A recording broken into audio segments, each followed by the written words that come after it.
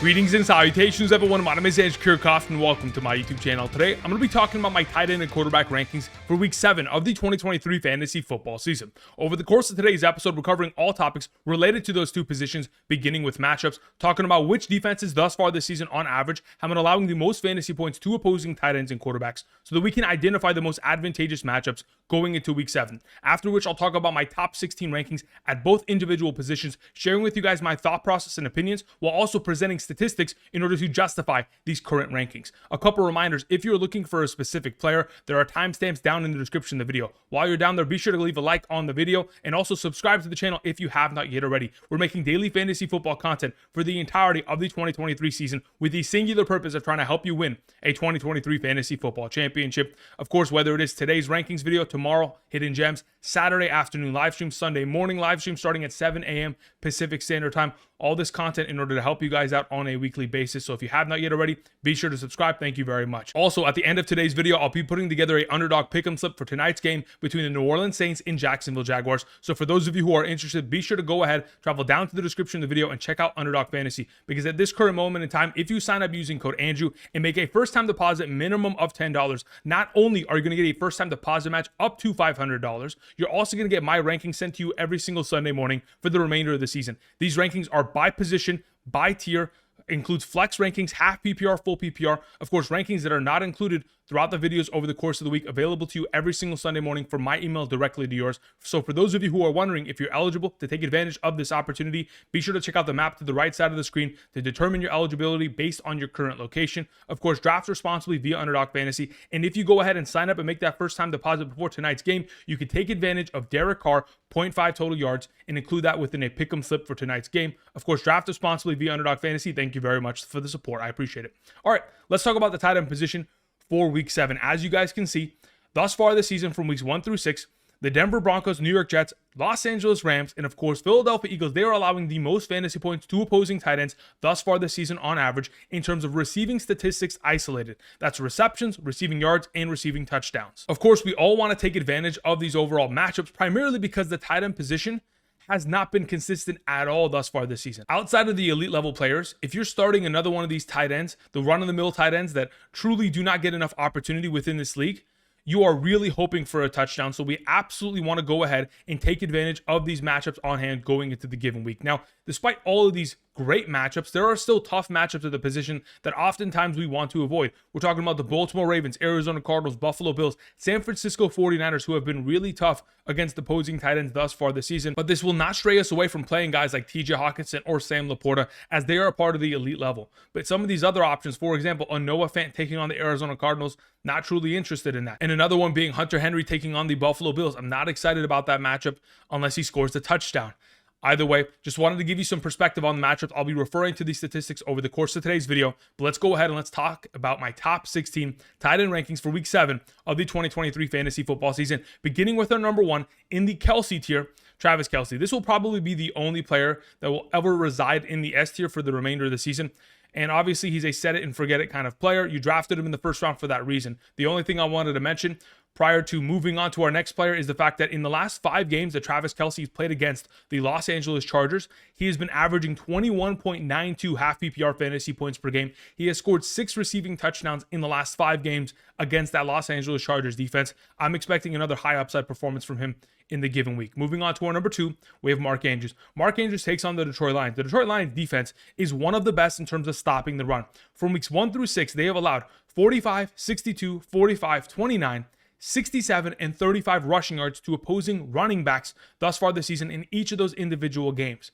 Very few across the board. Therefore, the expectation is that the Baltimore Ravens attack will not be predicated on running the ball. It is often going to be having to throw for majority of this game in order to keep up with the Detroit Lions offense, who will of course be scoring in bunches. Thus far this season, from weeks 2 through 6, Mark Andrews has had himself a 22.5% target share within this offense, even though he is the number 2 receiving threat of this offense behind Zay Flowers. The expectation going up against the Detroit Lions defense, which is the 6th best matchup at the position, is that he should have himself a fantastic week in a game in which the Baltimore Ravens will truly have to pass for a majority of this game.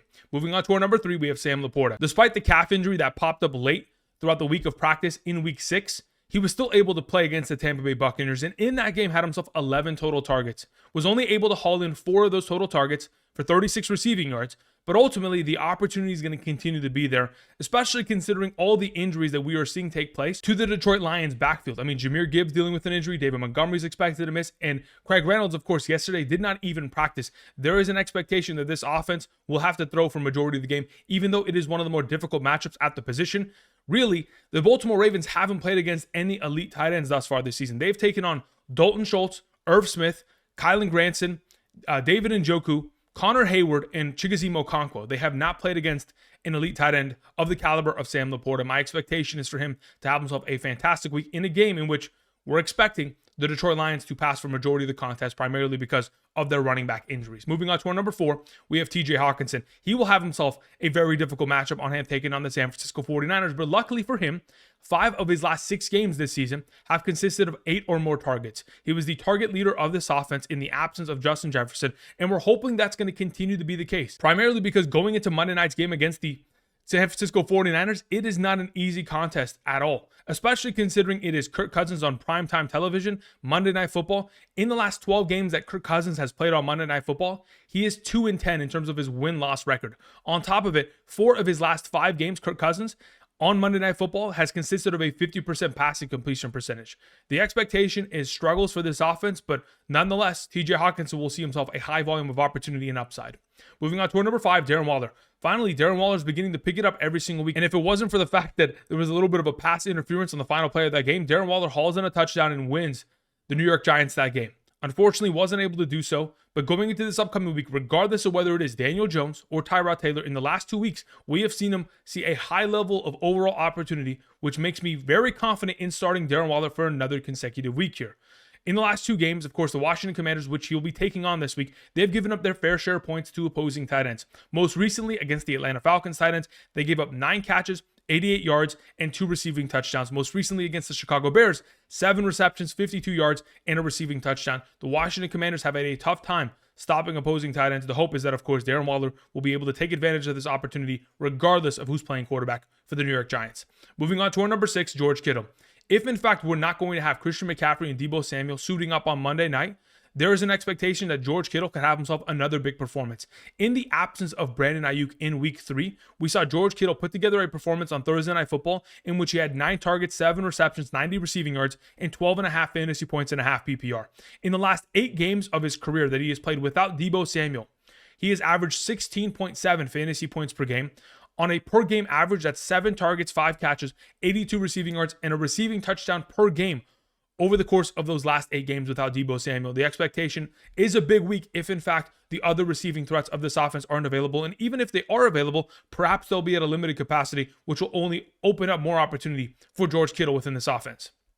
Number 7 is Evan Engram. He plays later tonight, and the expectation is that Trevor Lawrence, pending any sort of setback, is going to be active. And Trevor Lawrence playing is the best case scenario for Evan Engram, primarily because he has seen such a high volume of targets. I mean, just this last week, again, 7 targets, 7 catches, 41 receiving yards. And even though the backup tight end of the Jacksonville Jaguars scored a touchdown, it does not scare me away from Evan Engram. Thus far this season, his weekly ranks have been tight end 7, 9, 7, 10, 21, and 13. He is a very consistent option despite the fact that he does not find the end zone.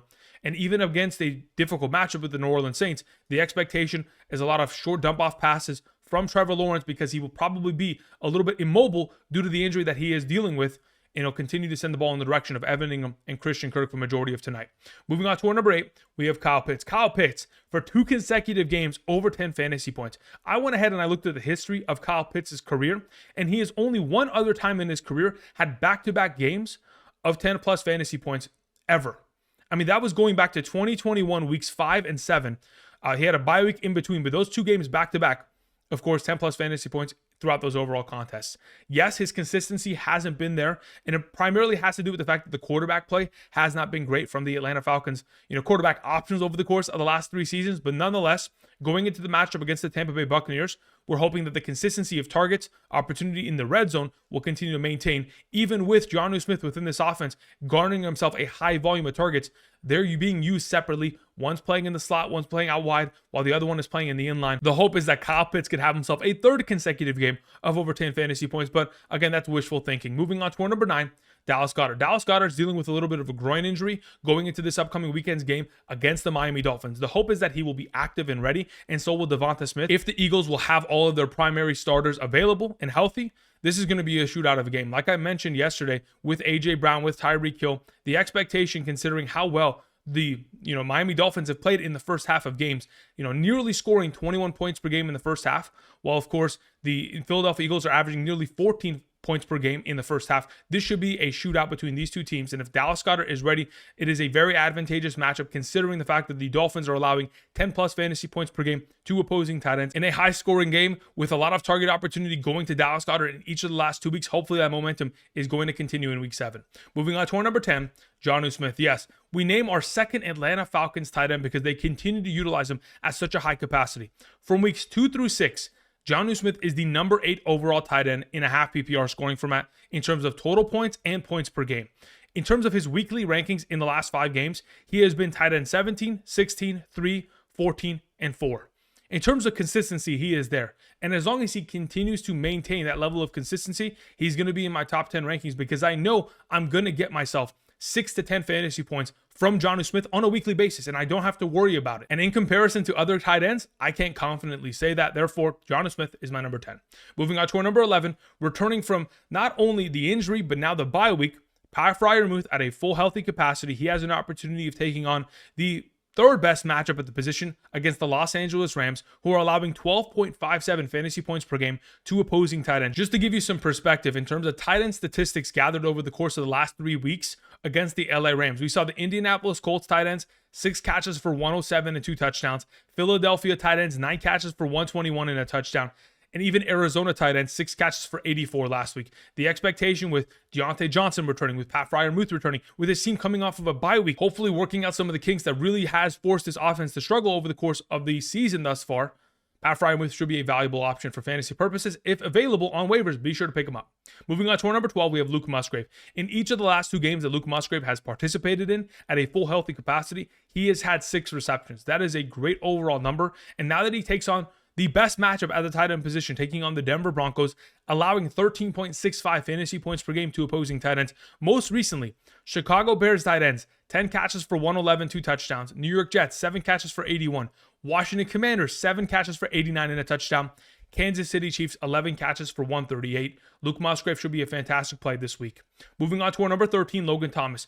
I don't know where Logan Thomas went last week. Obviously wasn't utilized very much, but he has an advantageous matchup taking on the New York Giants. And the hope would be that Eric Bieniemy and his influences as the offensive coordinator of this team would prioritize the tight end position. Unfortunately, that wasn't the case last week, and still, the Washington Commanders were able to win. So we're just going to hope going into this week, the advantageous nature of this matchup, the fact that they gave up 4 catches, 32 and a touchdown to Buffalo Bills tight ends. They gave up 7 catches for 90 to San Francisco tight ends. 8 catches for 88 to Arizona Cardinals tight ends. The hope would be that momentum would continue for Logan Thomas going into the week. Our number 14 is Kmet. As soon as Justin Fields left that game and Tyson Bagent came into the game, unfortunately, Kmet did not see a single target, but we're going to hope that the backup quarterback will be able to suffice in the given week for the upside of Kmet. Again, in the last 2 games, the Las Vegas Raiders in this matchup, they just recently gave up 5 catches for 75 to Michael Mayer alone. They also gave up 8 catches for 65 to Green Bay Packers tight ends. We're hoping that the matchup on hand will be good enough to at least keep Kmet relevant for fantasy purposes. Moving on to our number 15, we have Tyler Higbee. Again, considering this entire backfield is a mess, both Kyron Williams and Ronnie Rivers are not going to play. I know that they brought in guys like Myles Gaskin and Darrell Henderson. They still have, of course, Zach Evans and Royce Freeman. This is going to be a committee situation and is probably not going to find too much success. Therefore, my expectation is a pass-heavy approach from the LA Rams. And with that being the case, Tyler Higbee, of course, will be of value. Moving on to our number 16, we have Gerald Everett. He takes on the Kansas City Chiefs. Last season, week 2 against this team, had himself a high volume of targets and actually had himself a great double-digit fantasy point performance. Now, in comparison to last season's performance, we're seeing less snap counts from Gerald Everett considering the utilization of Donald Parham. Nonetheless, Gerald Everett's still a valuable part of this offense and should be taken advantage of based on the overall matchup going into the week. All right, let's go ahead. Let's transition into talking about the quarterback conversation, beginning with matchups. As you guys can see on screen, the Denver Broncos, Chicago Bears, Los Angeles Chargers are giving up the most fantasy points to opposing quarterbacks thus far this season on average in terms of passing statistics alone. That's passing yardage, passing touchdowns, passing interceptions. Now, I've gone ahead and isolated those primary statistics because the rushing yardage that a defense may allow to Jalen Hurts is not going to be the same to Derek Carr, because Derek Carr is not going to run the ball 15 times. Therefore, we're just purely isolating passing statistics allowed.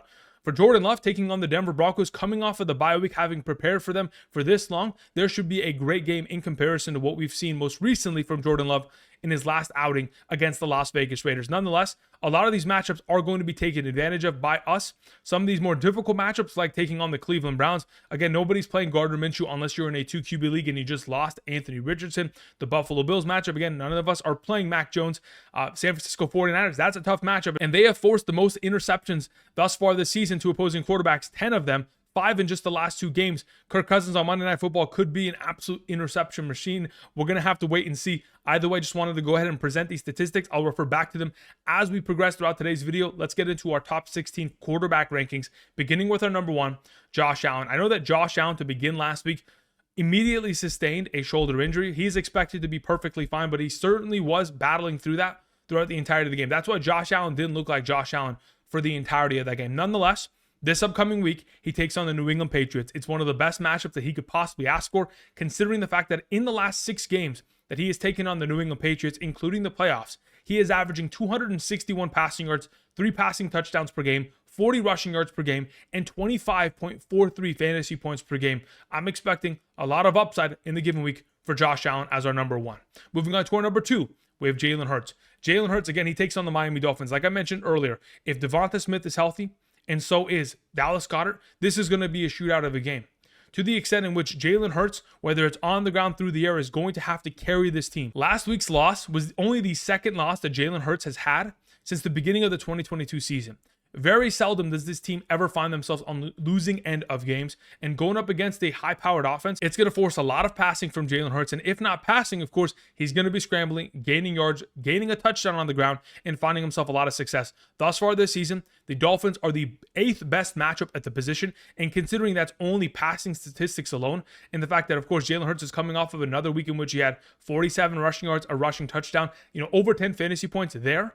If you're able to get yourself 14, 15 fantasy points in the passing game, we have a 25-point quarterback in a high-scoring contest at home in front of the Philadelphia crowd. Moving on to our number 3 to close out the S tier. Again, all 3 of these quarterbacks are always going to be in my S tier because we know what their capabilities are within a given week. As long as they're not on bye, as long as they're not injured, of course, they're in this S tier conversation. We have Patrick Mahomes. He takes on the Los Angeles Chargers. Even though he is coming off of a relatively lackluster performance against the Denver Broncos, it primarily has to do with the fact that their red zone opportunities really haven't been able to flourish. They brought in McCole Hardman last season. If you guys remember, McCole Hardman was a machine down in the red zone. Hopefully that's going to help Patrick Mahomes going forward. But in the last 5 games that he has taken on the Los Angeles Chargers defense, he is averaging 307 passing yards, 2.6 passing touchdowns, 31 rushing yards, and 24.95 fantasy points per game. On top of the fact that the Chargers are the 3rd best matchup of the position, and Dak Prescott led all quarterbacks in terms of fantasy points last week against the Los Angeles Chargers, the expectation is that Patrick Mahomes should have himself a fantastic week. Moving on to the A tier, we begin with Tua Tagovailoa, the thumbnail of today's episode. Tua takes on the Philadelphia Eagles. Besides the fact that the Philadelphia Eagles are the 4th best matchup at the position, allowing 16.83 fantasy points per game, Darius Slay, Reed Blankenship, Bradley Roby, all dealing with injuries in the secondary. If that secondary is already dealing with injuries and Tua Tagovailoa is leading the National Football League in passing yards and passing touchdowns, Jalen Waddle, Tyreek Hill, they should be able to dominate against this defense and, of course, help elevate Tua Tagovailoa to this top-tier quarterback conversation. Number 5, we have Justin Herbert. Again, Justin Herbert, a very consistent quarterback, and even though he was only able to put up 18 fantasy points last week, that was in a pretty bad performance from Justin Herbert, all things considered. A couple missed passes down the field to Keenan Allen that certainly could have been 40, 50 receiving yards, maybe even a receiving touchdown. Nonetheless, in the last 6 games, he has taken on the Kansas City Chiefs, a defense who he is very comfortable facing thus far throughout his entire career. He is averaging 291 passing yards, 3 total touchdowns, 13 rushing yards, and 25.21 fantasy points per game against in those last 6 contests. This matchup should always be a shootout. There hasn't been a single game between these 2 teams in the last 3 years that either team didn't score more than 20 points. So the expectation is another shootout between these 2 high-powered AFC teams. Moving on to our number 6, speaking of a high-powered AFC team, we have Lamar Jackson. He takes on the Detroit Lions defense. Like I mentioned with Mark Andrews, you cannot run the ball against the Detroit Lions. Thus far this season, they have allowed 2 opposing running backs 45, 62, 45, 29, 67, and 35 rushing yards in those 6 games. So the expectation is that Gus Edwards, Justice Hill, they're not going to find much success. And with that probably being the case, Lamar Jackson's going to have to get it done on the ground and through the air. Thus far this season, Lamar Jackson is averaging 55 rushing yards per game. He does take on the Lions, who are allowing 13.03 fantasy points per game. If we can get to a point in which Todd Monken allows Lamar Jackson to throw the ball 40 to 50 times in a game, that would be great. But unfortunately, that's not the reality of the situation. We'll probably get 35 passing attempts. And with those overall opportunities and his scramble yardage, he should be a fantastic play. Moving on to our number 7, Brock Purdy. Again, even if Deebo Samuel and Christian McCaffrey are not going to play, I think the matchup against the Minnesota Vikings is advantageous enough for me to trust Brock Purdy coming off of the worst performance of his career throughout the regular season. We have literally never seen a worse performance from Brock Purdy. Only 7.7 fantasy points, a 50% passing completion percentage. Not a great game, but of course, when you take into account no Christian McCaffrey, no Deebo Samuel, no Trent Williams for a lot of that game, there wasn't really much of a surprise considering you're playing against one of the best defenses, the best defense in the National Football League as it currently stands. Taking on the Minnesota Vikings on Monday Night Football, the 12th best matchup at the position. I'm not worried about Brock Purdy. I'm firing him up. Moving on to our number 8, we have Jared Goff. Again, like I mentioned earlier with Lamar Jackson, this is going to be a shootout between these two teams. Both these two teams are great at stopping the run. The fact that Jared Goff does not have the services of David Montgomery, of course, Craig Reynolds did not practice yesterday. Jahmyr Gibbs still dealing with a hamstring injury. This should probably be a game in which both these teams are throwing the ball heavily. And when you want to go ahead and pass the ball against the Baltimore Ravens, they're the second best pass defense in the National Football League in terms of passing yardage allowed. But you have to understand why that is currently the case. They haven't played any good quarterbacks. They have played against Ryan Tannehill, Kenny Pickett, DTR, Gardner Minshew, Joe Burrow when he wasn't even healthy and was certainly struggling throughout that entire game, and week 1, CJ Stroud. They have not played against an elite quarterback, and Jared Goff at this current moment in time, he is in that MVP category. As of the last 17 games that Jared Goff has played, he has a 13-4 record. He is willing this team to victory every single week. He'll once again do it in week 7. Moving on to our number 9, we have Geno Smith. Even though Geno Smith was in shambles last week, 1 for 5 in the red zone, 1 for 4 on goal-to-goal scenarios, I expect this team to turn it around, especially considering they're taking on the Arizona Cardinals, the 6th best matchup at the position. Geno Smith has shown success against this organization in the past. My expectation with a fully healthy DK Metcalf and hopefully Tyler Lockett this week. I know both of them were dealing with limited or missing practices on Wednesday due to hip, hamstring injuries. Hopefully, if they're both ready to go, even if they're not, JSN can obviously fill in. I'm expecting Geno Smith to be a great play. We'll have to keep an eye on the weather in that game, but if the weather is not going to play an impact for Sunday, we should be perfectly fine with Geno Smith. Moving on to our number 10, we have Jordan Love. Again, he's coming off of the bye week. The last time we saw him, he had a rough performance. But luckily, he takes on the easiest matchup at the quarterback position going into this week against the Denver Broncos, allowing 19.43 fantasy points per game to opposing quarterbacks in terms of passing statistics alone. Now that you get Aaron Jones back into the lineup, this offensive line is going to be significantly healthier. Even though they don't get back David Bakhtiari, you get back a healthy Runyon, you get back a healthy Jenkins, and with those overall offensive linemen available, you're going to have far more protection for Jordan Love within a matchup in which you'll be able to sit back and dice up the secondary. Moving on. Our number 11 is Matthew Stafford. Matthew Stafford, again, with no Kyron Williams, no Ronnie Rivers, and with a backfield that is in a complete committee situation at this current moment in time, the expectation is that Matthew Stafford is going to have to pass the ball for a majority of this game. The Pittsburgh Steelers are the 10th best matchup at the quarterback position. And as long as Cooper Kupp, Puka Nacua, Tyler Higbee, Tutu Atwell are going to be out there, and they can protect Matthew Stafford, throwing the ball for majority of the game should find success. Now, last week against the Arizona Cardinals, they threw the ball for majority of the first half. They only had 3 rushing attempts from their running backs in the first half, and they only scored 6 points, 2 field goals. We're going to hope that the passing game isn't as underwhelming as it was last week. Obviously, Puka Nacua dropped a touchdown throughout that first half, but nonetheless, I'm hoping for Matthew Stafford to have himself a great week against a secondary that absolutely can be picked on, considering the receiving options the Rams have. Moving on to our number 12, we have the Angry Bird Sam Howell. Again, in 5 out of the last 6 games he has played, 15 plus fantasy points in those 5 games. Fantastic. We'll take it. He's coming off of a week in which he had his career high of 3 overall passing touchdowns. Again, can we ask for more from Sam Howell? I mean, the Washington Commanders defense has played so bad this season that it has allowed Sam Howell to be a fantasy relevant quarterback, considering he's having to throw for majority of the games. On top of it, his offensive line has allowed him to be the most sacked quarterback thus far this season. He is on pace to break Derek Carr's older brother's record, David Carr's rookie record of, I think, 90 overall sacks. I mean, that's the pace that he is on. So with a lot of, second, third and long situations, with a game script in which they're having to throw for majority of games, I mean, thus far this season, there's only been 4 games in the National Football League in which both teams have scored 30 points. 2 of those games, the Washington Commanders have been involved. The expectation, Sam Howell, a lot of potential upside for fantasy purposes.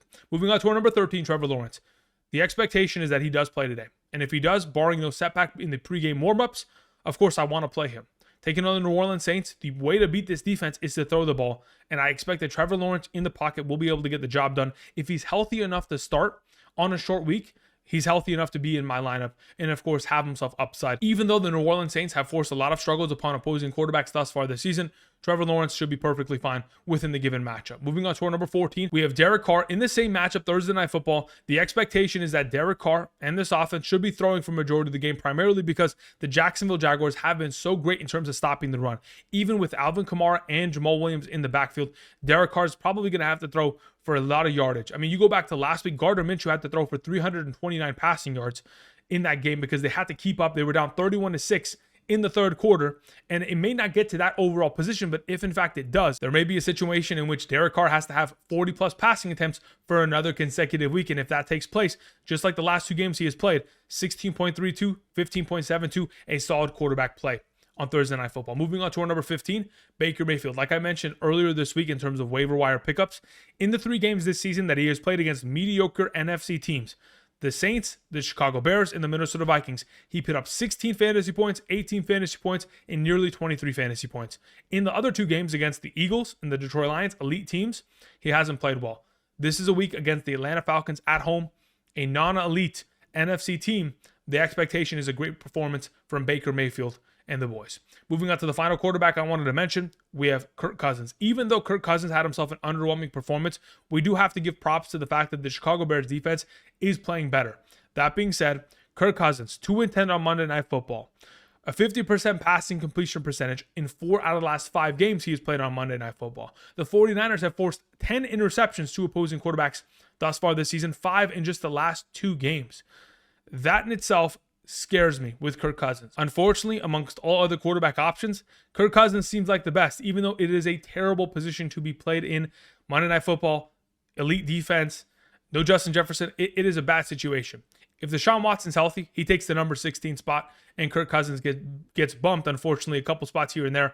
But based on the matchup and the entire scenario, it's not as trustworthy as some of these other options. Okay, with that all covered, let's go ahead and let's transition into talking about some underdog pick'ems for tonight's game, so that we can go ahead and close out today's video. Thank you very much. All right, so going into tonight's game, I've gone ahead and put together 2 different pick'em slips. So prior to this video even being recorded, there was a quick fire play in which you can get Travis Etienne, 0.5 total yards. Again, like I've mentioned to you guys, you got to keep an eye on Underdog Fantasy. I went ahead and I posted that this overall play was available on my Discord. There's a Discord link down in the description for those of you guys who want to join the free Discord. But at this current moment in time, I threw that up there. I put them together with Christian Kirk and Derek Carr. Perfectly fine. But my favorite play of the week is the one on the very top here. Christian Kirk higher than 51.5 receiving yards, and Chris Olave higher than 63.5 receiving yards as well. Overall, again, the expectation is that with Alontae Taylor covering Christian Kirk and the fact that Christian Kirk has been able to surpass this number on a very consistent basis thus far this season, the expectation would be a lot of passing from Trevor Lawrence and a lot of checkdowns in this overall matchup against the worst nickel corner in the National Football League in terms of giving up the most targets, receptions, receiving yards, and receiving touchdowns to opposing slot wide receivers, which of course Christian Kirk is. Chris Olave, the expectation going up against the Jacksonville Jaguars, whose secondary has literally been torched by every single team. I mean, again, the expectation is a big performance here. 63.5 receiving yards is not much to ask. As of right now, in terms of odds, it's minus odds. It's minus 115 or minus 110.